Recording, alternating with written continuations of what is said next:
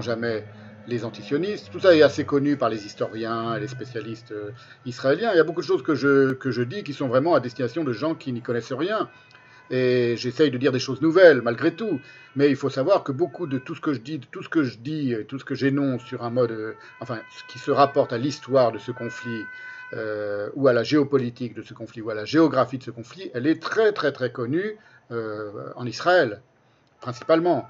Un peu aux États-Unis aussi, mais en Israël, il y a des milliers, il y a toute une historiographie, il y a des milliers de documents de très bon niveau qui paraissent en hébreu, dont la plupart ne sont pas traduits, et à qui on apprendrait, de la part d'universitaires ou de gens à qui on apprendrait strictement rien. Ici, en France, on a très peu d'écho de ces travaux-là. On a les quelques principalement en traduction en français, les quelques nouveaux historiens ou intellectuels israéliens ou juifs antisionistes, quasiment tous, il y a quelques exceptions bien sûr, vous voyez, par exemple Benny Morris, qui est un des plus respectables historiens du conflit israélo-palestinien, lui il est aussi traduit en français, mais enfin, ce sont des gouttes d'eau par rapport à l'ensemble des travaux qui, depuis un siècle quasiment, sont faits en Israël. Alors j'en profite pour le dire maintenant, c'est qu'il y a un déséquilibre absolu entre la manière dont on traite précisément cette affaire, antisionisme, sionisme, conflit israélo-arabe, ce conflit, appelons-le comme ça, en Israël et ailleurs.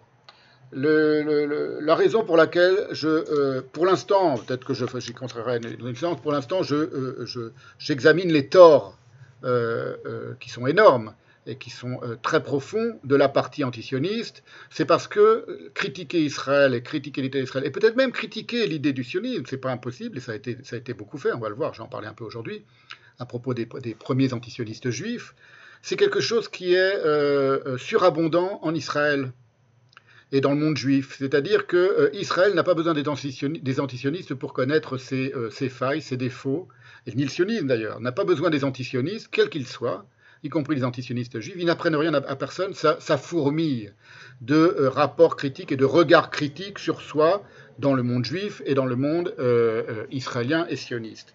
C'est quelque chose qui n'existe strictement pas dans l'autre camp, c'est-à-dire dans le camp antisioniste ou arabe ou musulman. Une critique, un regard critique, une remise en question de qui l'on est et de qui l'on est sur un mode négatif ou sur un mode positif. Or, le sionisme, au fond, ça n'est que cela. C'est-à-dire que dès le départ, dès le début du XXe siècle et la fin du XIXe siècle, le sionisme, c'est une manière d'essayer, une tentative pour essayer de se repenser comme juif. Tous les gens qui connaissent l'histoire du sionisme le savent. Les sionistes, ce sont des gens qui ont inauguré une rupture. D'abord, ça se résume en fond à deux grandes tendances. Le sionisme, j'improvise un peu maintenant, je n'ai pas prévu d'en parler, mais c'est important pour qu'on comprenne pourquoi je suis si sévère à l'égard du monde, ou des coutumes, si vous voulez, ou de l'islam, ou du monde arabo-musulman. Ce ne sont pas les êtres humains, les Arabes, ou telle ou telle personne. Hein, je l'ai déjà dit assez. Ce sont des courants civilisationnels, des courants culturels, et après, chacun, il naît, il a une histoire personnelle, et il décide de s'inscrire ou pas dans un courant culturel ou communicationnel. Voilà, vous pouvez en France décider d'être Éric Zemmour ou Dieudonné. Voilà, vous êtes dans le même pays, la même culture, etc. Enfin, peu importe. Bon, c'est idiot comme exemple, mais c'est pour vous dire, chacun décide de ce qu'il est, s'il a la force de décider de qui il veut être. La question de l'historiographie, par exemple, du conflit, il n'y a aucune historiographie arabe, dans les pays arabes, aucune. C'est purement de la rhétorique idéologique la plus débile, principalement, très souvent, avec de très rares exceptions, la plus mensongère, la plus idéologique et la plus réactionnaire, et une incapacité, une impossibilité de se remettre en question.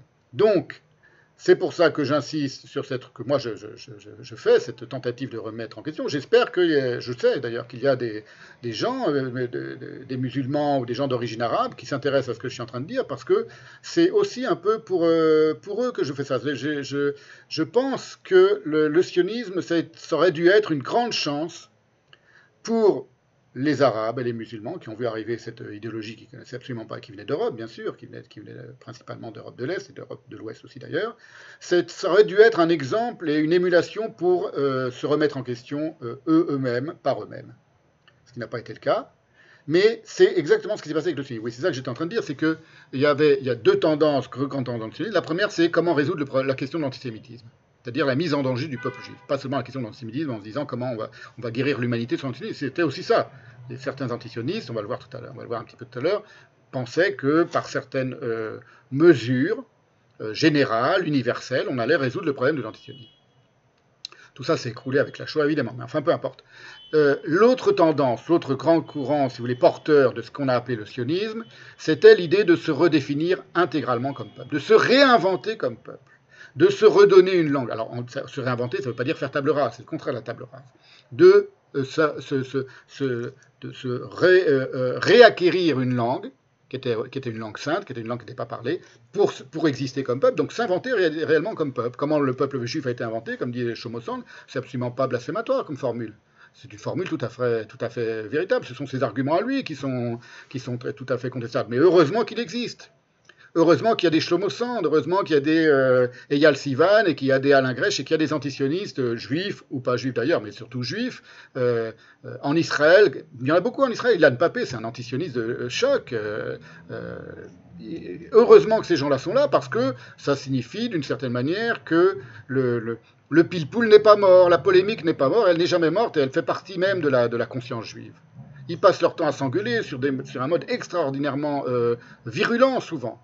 Il n'y a pas du tout la même chose dans les cultures arabes, hélas. Or, ça aurait été un bon exemple à prendre. Voilà. Bon, je ferme cette parenthèse.